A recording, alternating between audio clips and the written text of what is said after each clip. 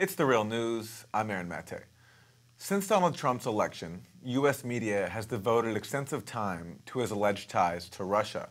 Well, my next guest says other forms of foreign influence on U.S. politics are equally, if not more, worthy of attention.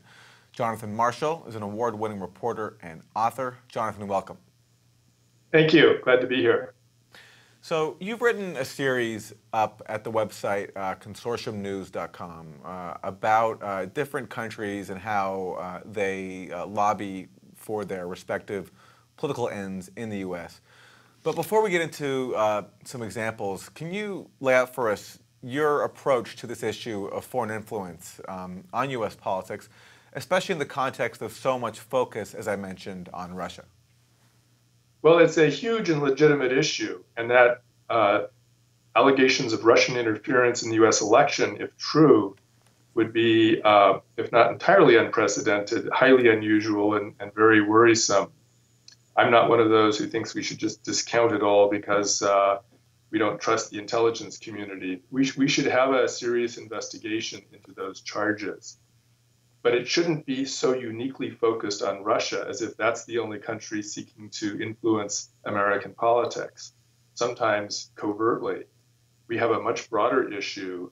Given the extraordinary importance of the United States internationally in terms of military affairs, economics, foreign aid, lots and lots of countries have a very strong interest in influencing American policy, either through Congress, through the president, through public opinion.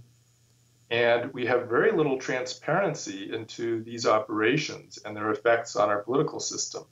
And I think the Russia investigation should give us the impetus to take a much broader and more balanced look at this problem. It really comes down to an issue of national sovereignty. We spend something like $600 billion a year on the military, supposedly to protect our national sovereignty. But if foreign governments, whether through hacking or lobbying or influence peddling or financing of think tanks, can influence our policy, then we don't have the kind of sovereignty and democratic processes that we like to imagine we do. I think supposedly is a very key word when talking about whether $600 billion in the military goes toward that end. So let me ask you then, if you could determine what the focus on foreign influence would be, which countries concern you most, and talk about them for us? Sure. The ones I looked at in the series, I purposely excluded Russia because that's, of course, the focus of millions of inches of attention in major print media and obviously lots in the broadcast as well. So I looked at Taiwan, sometimes known as the Republic of China, and I looked at that in a historical sense because one of the most powerful lobbies of all time was the so-called China lobby. In the 1950s, it pretty much had a stranglehold over U.S. policy towards China, prevented U.S. from recognizing the People's Republic of China, the most populous country on earth, and had a mission to root out suspected liberals from the State Department to enforce a kind of strong right-wing ideological bent on U.S. foreign policy. It was quite infamous for its use of bribes to try to influence political campaigns. Thousands and thousands of dollars of cash were hand-delivered to a first-time Senate candidate in California in 1950, whose name was Richard Nixon. Many other Republican candidates got cash as well, and there were Democrats who were in the thrall of that lobby as well. That infamous lobby, according to William Safire, the late pundit and columnist, was what gave the name to the Israel lobby and started a whole kind of chain reaction of naming these foreign lobbies. And the ones I look at in the series, besides the China lobby, are the pro-Israel lobby, the Saudi lobby, the Turkish lobby, and the Ukraine lobby. Okay. These are examples of very powerful foreign interest groups that use large amounts of money to try to influence our policy. Since Saudi Arabia is a big issue right now in terms of this new campaign against Qatar and President Trump's recent visit to the Saudi kingdom, let's talk about the Saudi lobby, because it certainly does not get nearly as much attention as, say, the Israel lobby does. Sure. Well, think about it for a minute, that a lot of Americans, they may or may not like Saudi Arabia or its policies, but they sort of take it for granted that it's a sort of quasi-ally. Well, think for a minute. Here's a country that beheads more people than ISIS, that denies the most basic human rights to half its population, namely women, that has zero religious freedom. It basically violates every kind of human rights doctrine we could possibly care about. And yet we carry on about countries, we should be concerned about human rights in Russia, but the situation in Saudi Arabia is 100 times worse. How come Saudi Arabia gets a free pass? Well, one reason, not the only reason, is that it spends millions and millions of dollars a year currying favor with US politicians. And it does so in a variety of ways. It spends well over $1 million a month on hired lobbyists in Washington to go from office to office in Congress, pressing its case. Most recently, it hired something like 100 different agents to try to press its case against a bill in Congress that would allow victims of terrorism to sue foreign governments who were responsible. And of course, given the concern that Saudi Arabia may have been behind al-Qaeda and some other terrorists, Saudi Arabia wanted to kill that bill if at all possible. It also gives millions of dollars to up-and-coming politicians like the Clintons back in the early 90s when Bill Clinton was first running for president. They showered money on the University of Arkansas, later gave millions to the Clinton Foundation. They gave even more money to the Bush family in terms of investments and oil deals and so forth, currying favor. The Saudi ambassador boasted about, he said, if you buy friends early, they'll be friends for life. And we see that over and over again. It's a lobby that has basically no intrinsic domestic base of support, unlike, say, the pro-Israel lobby, but it has ample amounts of money to try to make its influence felt.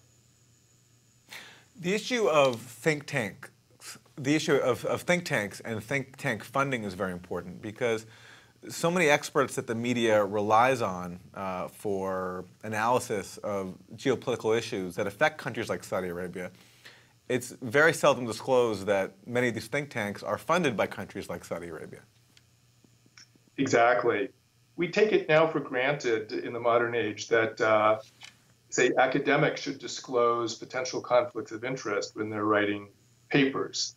There was a big scandal a few years ago that economists were taking money from major banks and not disclosing it, and that caused a big stink in the profession and so forth. But it's routine for think tank experts to publish op-ed pieces in the Washington Post and New York Times without any reader knowing how much money is going into that think tank from governments like Saudi Arabia, United Arab Emirates, Qatar, Turkey. So think tanks like Brookings Institution, the Center for Strategic and International Studies, the Atlantic Council, which are just constantly pumping messages out into the American media, it's almost never disclosed who their funding sources are. And of course, I want to add, many of the people working for these institutions, they're honest and try their best to reach informed opinions. But it's hard to imagine that these institutions are entirely unswayed by the millions and millions of dollars that prop them up from these foreign governments. And I think it's very important to have full disclosure. In fact, the fundamental thesis of my piece was not that we should try to shut down all foreign money in the United States, but that we need far, far greater transparency so Americans can understand the influences on both our government and our media and so forth, so that we can make informed judgments and basically regain control of our own policies. Okay, you mentioned earlier also the Ukraine lobby, which is interesting because we don't hear about that very often either. One critique of U.S. policy towards Ukraine is that in this effort to confront Russia, the U.S. has overlooked the fact that there are far-right elements inside the new Ukraine government that came to power in 2014. Up at Alternet, the Gray Zone Project, there's a recent piece by Ben Norton and Max Blumenthal that talks about John McCain and Paul Ryan meeting with veteran Ukrainian Nazi demagogue Andrei Parube. Can you talk about the Ukraine lobby in the U.S.? Sure, and I've written about some of the far-right connections myself. Ukraine is right now in the process of resurrecting the image and memory of people who during World War II were out and out Nazi collaborators and killers of Ukrainian Jews. So it's a very ugly situation. Ukraine, as one Washington insider put it, who I quote in the piece, is becoming basically a gravy train for lobbyists. And it's a little unusual. The other ones I write about, there's generally one government-sponsored lobby. In Ukraine, you have Paul Manafort, who was Donald Trump's campaign chief last year until he was resigned once there were press revelations about his work in Ukraine. He had been a longtime Republican campaign consultant for many presidential candidates. He had represented many notorious foreign dictatorships like the Marcos regime in the Philippines and Mobutu of Zaire, really some of the ugliest dictators in the world. He got involved with President Yanukovych in Ukraine a few years ago. And according to some reports, and we don't necessarily have the full story, he may have made millions of dollars based on providing campaign consulting and other image making for Yanukovych, who ironically was the candidate who ended up being somewhat more favorable to Russia. He was not a Russian stooge, but he was more favorable to Russia and ended up being ousted in a kind of coup in 2014 and had to flee to Russia, which is basically what triggered the entire crisis. Meantime, you had one of Yanukovych's opponents who was in jail, who there were lobbyists hired for nearly $1 million to help promote U.S. efforts to get her out of jail. The new Ukrainian government, which is anti-Yanukovych, now has hired one of the biggest Republican lobbying firms in Washington to promote greater U.S. aid, including military aid, to help oppose Russian influence in eastern Ukraine.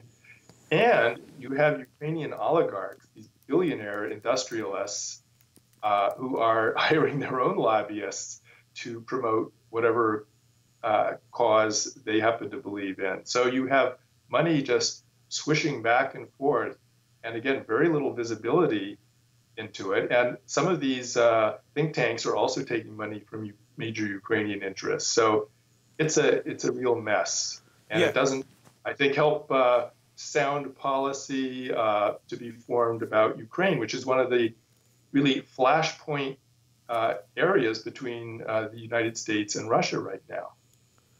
You know, Jonathan, and adding to this mess is the fact that this lobbying bonanza is bipartisan. So you had the Podesta group founded by the brother of John Podesta, who was the chair of Hillary Clinton's 2016 campaign. The Podesta group also did some lobbying on behalf of pro-Russian interests. Yeah. I was just saying John Podesta was a co-founder with his brother. So yes, it's one of the most preeminent, it is the preeminent Democratic Party-linked lobbying firm. And it was working with Paul Manafort. It also represents the Saudi government. So it's in the thick of lobbying for all sorts of foreign governments, many of whom would be considered somewhat distasteful by the average Democrat. John, briefly, what political or legal efforts have been attempted to try to curb the influence of foreign lobbying in the U.S.? Well, a good question. The real impetus for control of foreign lobbying started back in the 1930s when there was a perception that with the rise of fascism in Europe and in Japan, there was a growing threat, and also the rise of totalitarianism in Soviet Union, that there was a rising threat of influence on our political system. And Congress in 1938 passed the Foreign Agents Registration Act, which requires foreign lobbyists and those engaged in, say, public relations activities for foreign governments to register with the Justice Department to disclose their activities and their income and spending.